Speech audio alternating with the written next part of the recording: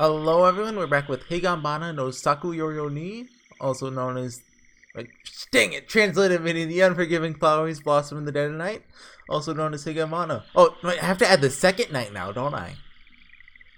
Ooh, that's gonna complicate the intro. So now we're on chapter 2, Reaper of the 13th Step. It's been like, what, 2.5 weeks since I read chapter 1, so about kind of the usual. My backlog's running out, so I'm gonna start going on this. Like right now I'm uploading the letter. I think I talked about this last time though, so no need to go over that again. So we got introduced to a character last time who was like the yokai of the 13th step thing, right? I think. So I imagine he's gonna be. Was it like the samurai guy or the fox guy? I say samurai guy, but like you get what I mean, like the kind of. I don't know the right word for it. Like he was wearing a. It's not. I don't know if it was like kimono yukata or yukata or whatever. Like he was wearing Japanese clothing. He kind of talked formally, I think, if I remember right. I forget though. I don't know. Is this laughing or breathing or ha ha ha ha? What? That could be heavy breathing. So do we have a new character here or someone we already know? The girl was breathing so hard it seemed she was gonna vomit her heart out of her throat. Dang it, I was breathing. Then she sunk to the floor midway through the hall. Or starting off with this song. Her entire body was drenched in sweat. Gonna turn the volume down a little? That should probably be good. If not, I'll edit it in post. Her entire body was drenched in sweat. Her legs stiffened, cramped. This was only natural. After all, she had been running around the inside of the school for a full hour. Don't run in the halls, stupid. The classroom clock seemed about ready to strike 12 o'clock. However, outside the window it was twilight. It wasn't 12 o'clock in the day, nor 12 o'clock at night. Is this another Rikushi talks about midnight? And mysteriously, aside from the girl, no one else appears to be in the school. The girl had been running for more than an hour, in this twilight, without a soul to be seen on campus, for ages. Even now, her heart was exploding. She no longer had a place to run to, nor the energy to stand. No, I can't run anymore. Okay, look, I can only do so much breathing sound effects. As the girl crawled on the floor with a frightened expression, she slowly looked behind her. Something else could be heard aside from her harsh breathing. That was footsteps. Sound of heels, rough footsteps, treading across the floor, were closing in fast. No. Even though the girl had collapsed on all fours, she tried to get away from the sound of those footsteps. She'd already lost both her legs to cramping. It was futile to even try standing up. Relentlessly, those footsteps drew closer. Mercilessly, they drew closer. Why? Why curse me? Please, leave me alone! Thump thump. Did the game play a sound effect there? I thought I heard something when I was like going alone. Could have just been my imagination though. Thump thump, thump thump thump thump.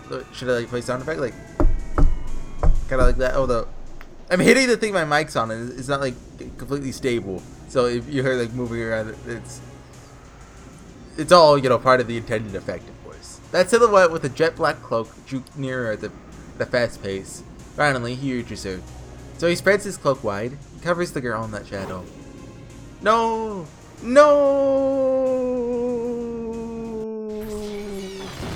The horrific flash of a merciless scythe casts its reflection in the eyes of the girl, screaming in the throes of death.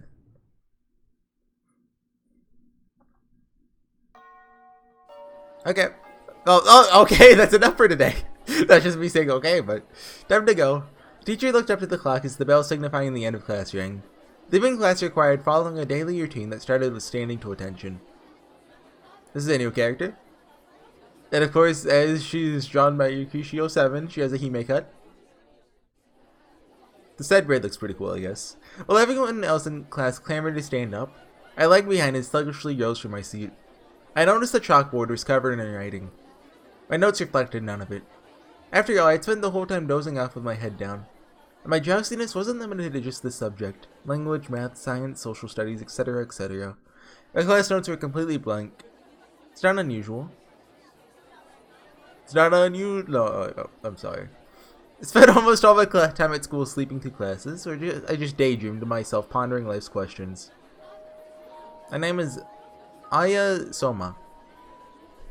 Names and stuff don't really matter. After I'm dead, I'm just a corpse. I mean, you're not wrong. Ascribing names to such things is meaningless.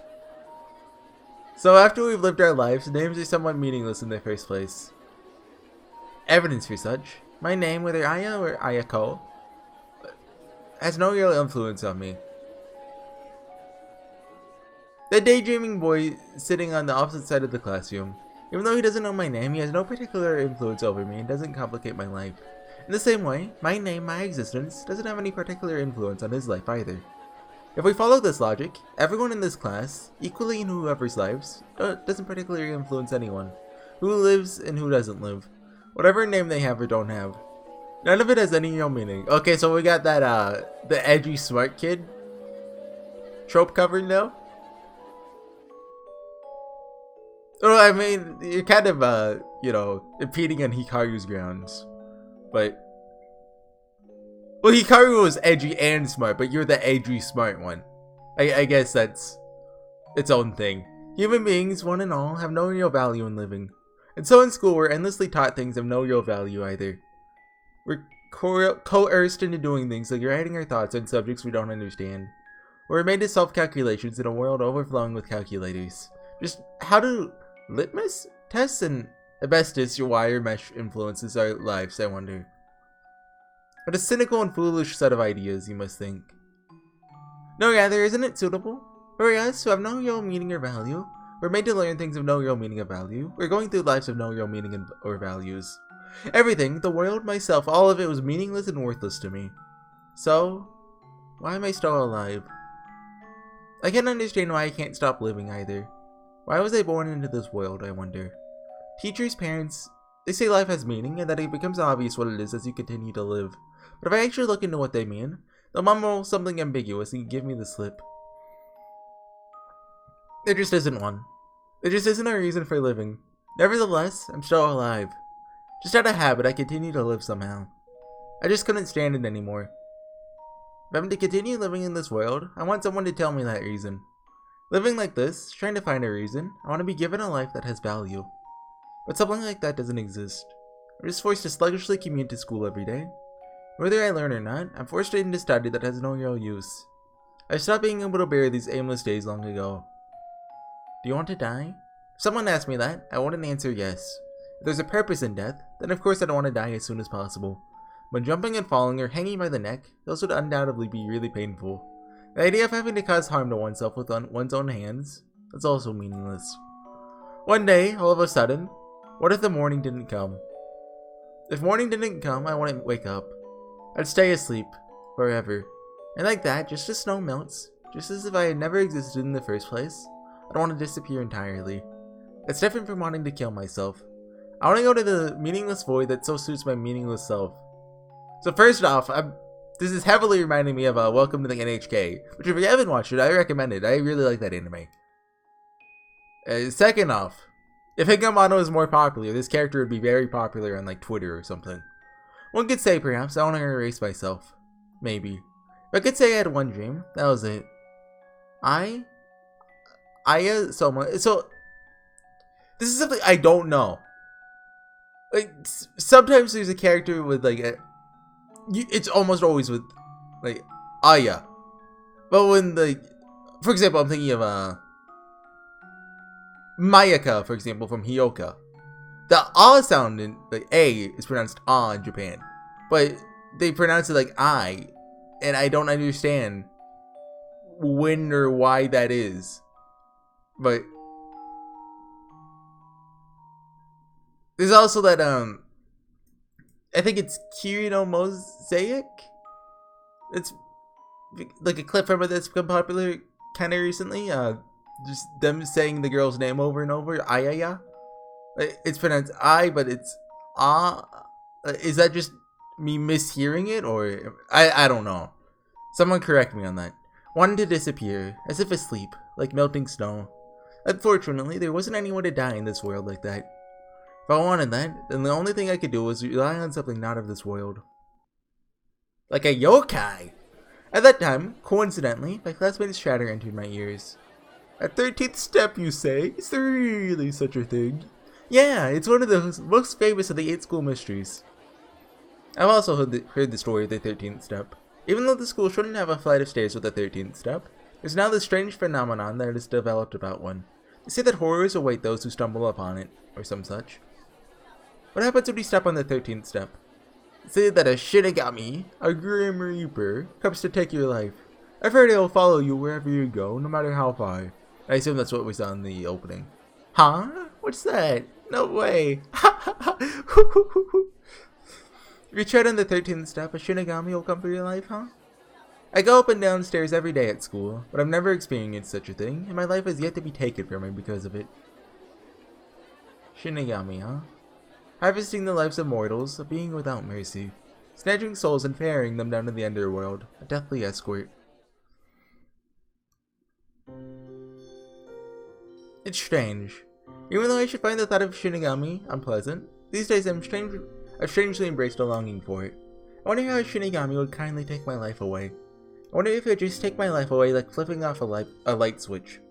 If that were true, then the Shinigami was truly a being of mercy. My life, this world too, and all of these days I've made to repeat endlessly, they're all meaningless to me. Okay.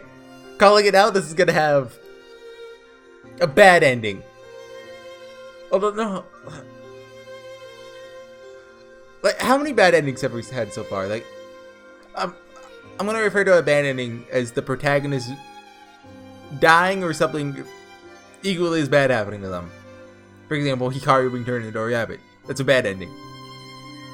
Okay. I mean, I guess Meso was a bad kind of ending. It's arguable. I mean, she died. So yeah, let's count that. Okay, Meso. Spirit Camera, I'd say that's a decent ending. Chapter 3? I'd say that's a bad ending. Like, that's very arguable with Chapter 3. Like, she lived in the world of illusions, presumably until she died. So we're gonna call that one. Chapter 4 is a good ending. Chapter 5, bad ending. Chapter 6, I'm gonna call that a good ending, even though the character does die in the end, kind of. Well, I mean, they're already, but then Chapter 7, I mean, a bunch of kids died, but the main character didn't, so it's a good ending. So that's 3 bad endings and 4 good endings then? Or, not necessarily 4 good, but 4 decent endings. So that means it's half and half. Pretty much. This would even it out, since Chapter 1, you can't really call that a good or a bad ending. So I'm calling it out, she's gonna die at the end. Probably, or she's gonna live and realize the value of life or something like that, but no. Anyway. Just being is the same as being burned and flayed in hell to me. Then my reason for living? Waiting for the day the Shinigami comes to take me away from this world. Perhaps that's the only reason I have. From that day forth, each time Ayasoma, went up and down the stairs at school, I started counting the steps in my mind. 1, 2, 3 steps. My classroom is on the 2nd floor, so every day I had to go up and down these stairs. However, I ended the 12th step. Beyond the 12th step, I arrived at the 2nd floor. Like the most natural thing in the world, no matter how many times I tried to go up and down the stairs, I'd get off on the 12th step and arrive on the 2nd floor. Then maybe someday, suddenly a 13th step would appear, and the Shinigami would come for me. 6, 7, 8 steps. I want to be given a peaceful death, like melting away in a dream. So let's see what happens today. I sought after the impossible, a 13th step. 10, 11, 12, 13 steps. Wow. My right foot stood firmly on the 13th step. Did I miscount? Even though I had arrived on the 13th step I was looking for, I immediately jumped to the conclusion I had miscounted. Of course. I mean, there should only be 12 steps on the stairs. I hurriedly ran down the stairs to the floor below. Once again, I counted each step with my fingers out loud. 10, 11, 12. 12. It's because like you're counting, like when you go down, you count like where you step off at. But I don't know. 12 steps, obviously. This time while climbing up once again, I counted the steps aloud. 11, 12. At 12 it stops. My left foot had certainly sounded on the 12th step, and I arrived on the second floor. When I went up the stairs, I unconsciously always went up with the right foot, and so coincidentally my left foot would reach the 12th step. But just now, when I counted on the 13th step, I'd reached it with my right foot. It wasn't just a miscount. By chance, maybe I'd started climbing the stairs with my left foot. It must have been a combination of chance and miscounting. That's impossible. I'm not sure, but after I recounted just now, it was 12. That's the cold, hard truth. Hold on, let me take a drink. Yet more than anything, if I really started on the 13th step, the Shinigami that had to show itself didn't appear. Since the Shinigami can't show itself, then I must have simply mistook what I stood on to be the 13th step. Even if I had stood on a mysterious 13th step, it didn't mean anything because the Shinigami didn't come for me. 1, 2, 3, 11, 12. No matter how many times I counted, I end up at 12. That's how it is. I let loose a sigh of relief and disappointment. Thought I didn't need to go up and down the stairs to count again. How foolish. As I thought, the tale of the 13th step has no real meaning. Just as it has no impact on my meaningless existence, it's meaningless. Myself, the world, everything and anything, it's all useless. Meaningless. I want to disappear. Won't somebody help erase me? And someone shows up. Next screen, someone shows up. I want to be erased from this meaningless, valueless world. My life without meaning to disappear, gently, like a snowflake on the water surface.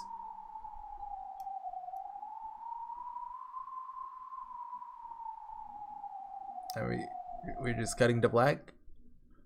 Dang it! Night at school, whether she's daydreaming or dozing off, she just spends her days with her eyes closed, lying down on her desk. So her days are always spent in a dreamy blur. Seemingly half asleep, but seemingly half awake, she exists within that kind of dream. Because of that, there's no way she'd have anything like an appetite. At lunchtime, the chopsticks were almost unused, and she always has leftovers. So she listlessly met with the end of the school day, and listlessly went home. Her parents both worked, so they'd come home late. She used to watch television, but found no meaning or value in the idiotic content of the programs. Now she just passes the time lying around in the house. As usual, she lay still, gazing up at the ceiling. She had already memorized the spots in the ceiling. Her wild imagination could conjure up a variety of stories about these spots, but she was already exhausted and tired of the senselessness. That's why she how do you say that one? I always forget. Lethargic?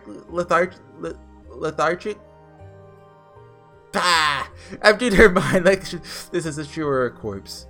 Her consciousness is starting to fade. She wondered why she couldn't die like this. When her parents returned, she was called to the dinner table. Of course, she had no appetite. There's no conversation. She just played with her chopsticks a little and then left the dinner table.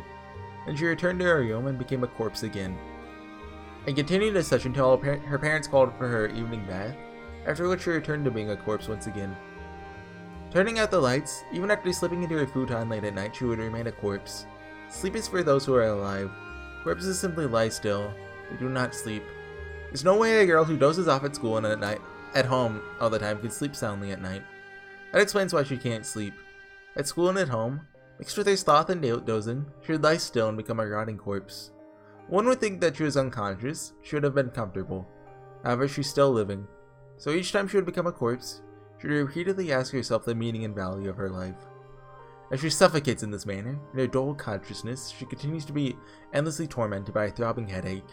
Thus, when her consciousness is suddenly cut and she can cross into sleep, without a doubt that this is your only release from pain, these are the repeating days of the corpse-like Ayasoma.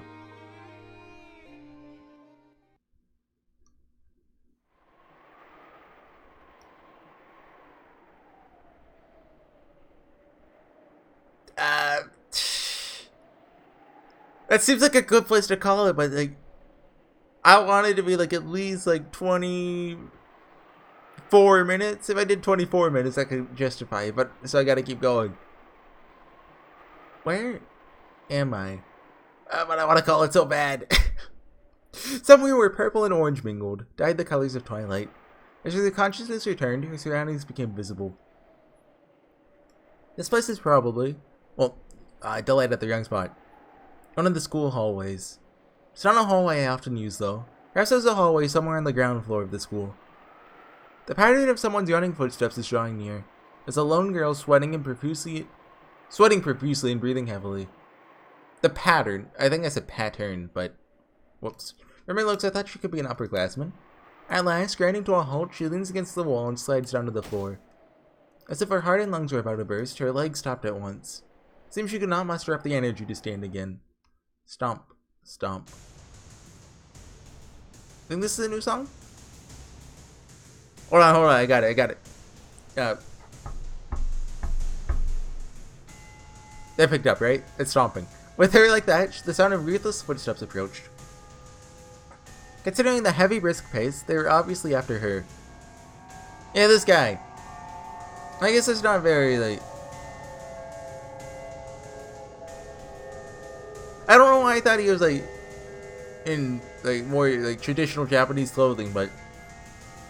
I don't know what to call this. Cool scarf man. Swaying in the corridor beyond, the owner of those footsteps figures appeared. It was a man in a black coat, and on his shoulder he bore a great, massive scythe. Anyone could clearly see that he was a Shinigami.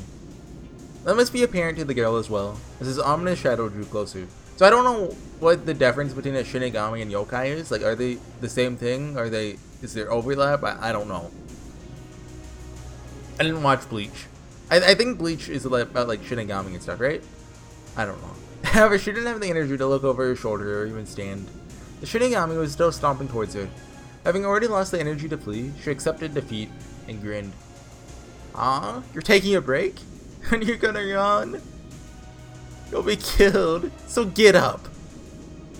It's impossible. I can't run anymore, she said as if begging with her rough breathing. You don't stand up, I'm gonna catch up with you. Stop crying and stand. Get up. I can't run anymore.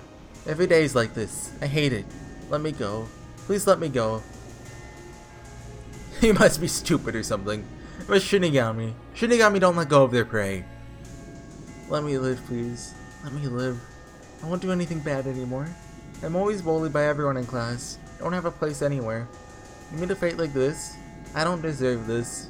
Not like this. Why do I have to suffer like this? If you're a Shinigami, I hunt the souls of the worst people that bully me. You know what? I like you. Really, it's like you are my favorite food. What's that laugh? You're horrible. I don't deserve this. I don't. Please, please, please, please let me go. Unless the Shinigami arrived at the girl's side. The scythe being held up was slowly pointed towards the girl. If you don't have the strength to speak, then you should still be able to run away. Just can't stand it when my prey isn't running desperately here and there. Shinigami's face warped into a wicked smile as he roared with laughter. However, the girl was always preparing to meet her end. Was already, sorry. She couldn't stand that terror of taking to fleeing again. If you're gonna kill me, then please do it. I mean, there's nothing good about being alive either. Pain will just be for a moment. Just for a moment. Like a prayer, this girl recited this over and over. You've already given up? What a fool. You really think death is a good thing? Fool. The ruthless bite of the scythe drives into the girl. A sound like that of a strangled chicken, a shrill shriek escapes her and is suddenly silenced. That was blue. At that moment, her whole body exploded into a deep blue flame. That blue flame was hotter and colder than any flame of the human world. Her whole body burned and froze in torment, while her cells were devoured one by one. The girl didn't stir anymore. However, all of her flesh was cooked until it was erased, and her consciousness, which remained, could not escape that terrible pain. So you thought you'd end up sleeping peacefully and dying a clean death? Wrong. It's too late and now you're my prey for eternity. Now let me hear your agony, my hell for my enjoyment for the rest of eternity.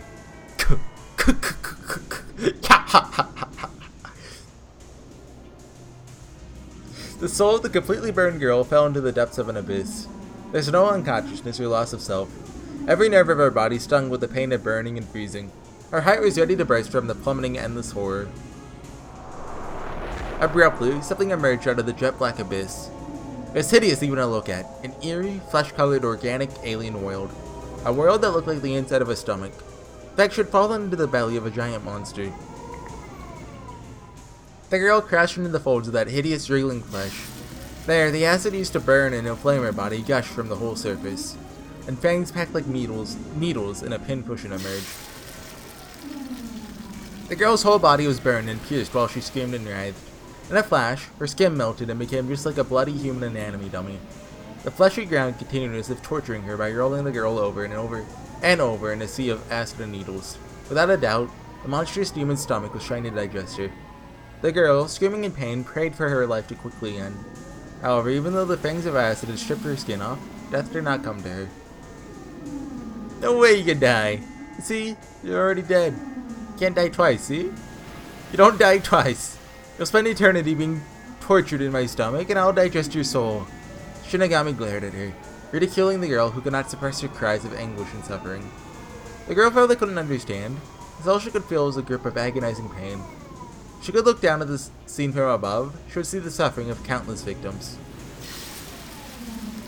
Their hides had clearly dissolved from their undying bodies and could no longer be distinguished as men or women. Victims writhing in agony. The ones who had spent too long in this hell didn't even appear human. Their arms and heads were split apart, and finally they reached the point where they'd have become lumps of flesh that one could hardly have thought were once human beings in the first place. But even then, they didn't die.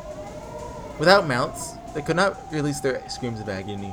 An eternity without dying, they'd continue eternally being tortured in the stomach of this demon. This is my afterlife. I don't know if this is him talking. It's probably him talking. This isn't paradise or anything of the sort. It's the gateway to an eternity of pain. You're letting me show you this, but you won't say anything about wanting to die in your sleep like melting snow, well, yeah. While saying that, the Shinigami looks. He looks at me. But wasn't this the world of my dreams? It was an unease, almost as if an actor that should have been inside a TV set started to glare in my direction. This uneasiness, somehow within my own dream, my mind was following someone who had nothing to do with me. But the Shinigami was speaking to me and my desire to die as if falling asleep, softly as snow melts. The Shinigami didn't let me escape from his grinning gaze. Even though it was a dream, I felt a paralyzing fear all over my body. And it was all a dream. There's nothing to be worried about, guys. It's fine.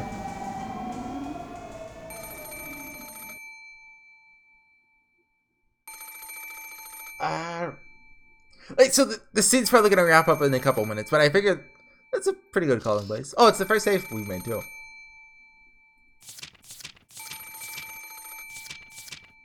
You know, why do we have 40 saves? Like, Umineko also had 40 saves. Like, it's an odd number. Like, I think it's pretty normal for visual novels to give you... I think 100 saves is usually, like, the norm. But anyway, the alarm clock's annoying, so I'm just gonna shut up now and call the video. Thanks for watching, everyone. I'll be back next time with some more Higanbana. I don't really know where this is going. Like, we're gonna have Aya discover the... Okay, look, never mind. I'll just talk about this next time. This alarm clock's annoying. Bye.